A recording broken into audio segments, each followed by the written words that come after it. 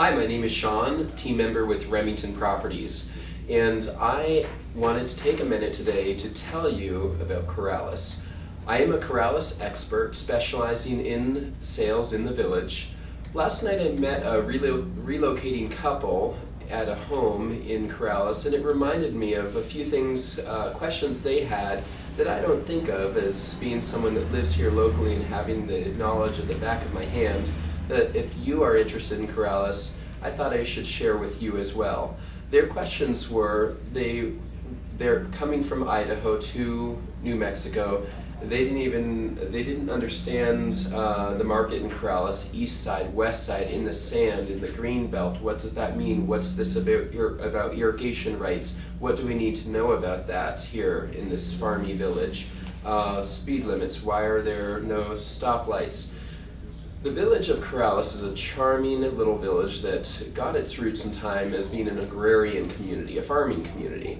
The reason for that is because it is right along the Rio Grande River, on the west bank of the Rio Grande River. So being right there practically on the water table, very fertile green ground.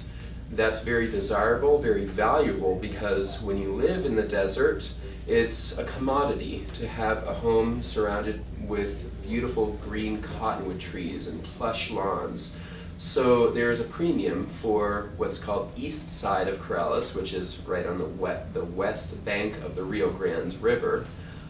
Premium for that land because it's a commodity. Now, as you go west in Corrales, the terrain rises, and you have an interesting array of pros and cons of each. They call that in the sand, or on the west side of Corrales, because of the raise in elevation in the sandy terrain. You're not at the water table, you don't have the plush green lawn unless you're force feeding it. It doesn't come naturally. The trade-off, though, is that you get exceptional views from the sand that you may not be able to have in the green belt when your lot is being towered by beautiful cottonwood trees.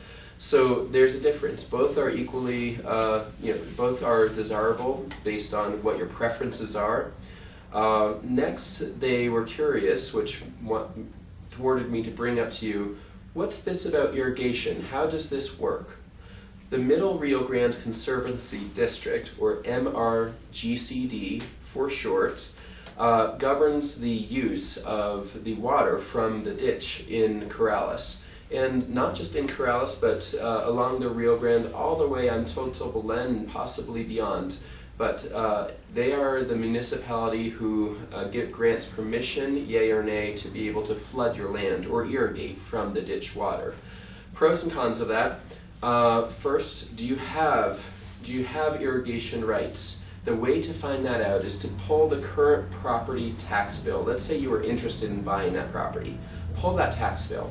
Is there a line item on there that says MRGCD? Usually it's a nominal fee, $60, $100, something nominal per year, but by having that on your tax bill, that means that you do have the right to irrigate, to open the ditch and flood your land from that water. If you do not see a line item for that on the tax bill, I'll tell you, you're probably not going to get it. Water is becoming more and more of a growing concern, a commodity in our area, and the availability of having it is becoming more and more of a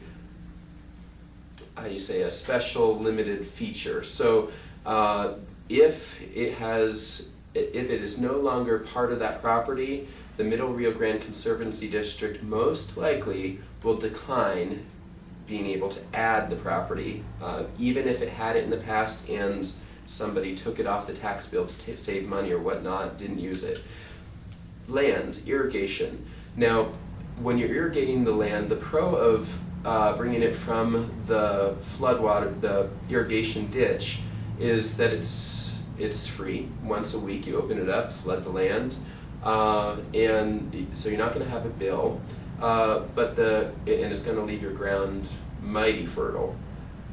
The con of it is that you can get lots of weeds and other unusual things that come in with the water.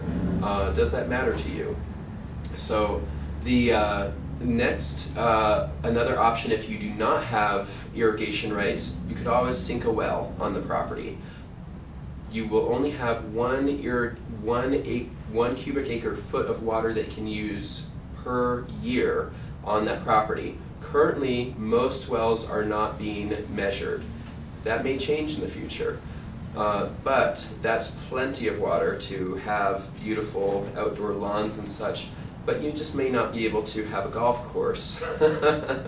So that's a good solution around that if you wanted to make your land greener. So in Corrales, it's a quirky little village. We don't like to go a mile over the speed limit. Our police may pull you over for that.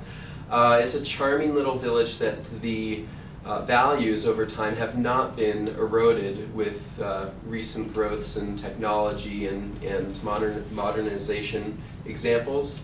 Drive through the village. You will not find one streetlight, and you'll only discover two large chains, the Wells Fargo Bank and the Chevron gas station. Everything else is a charming mom and pop shop.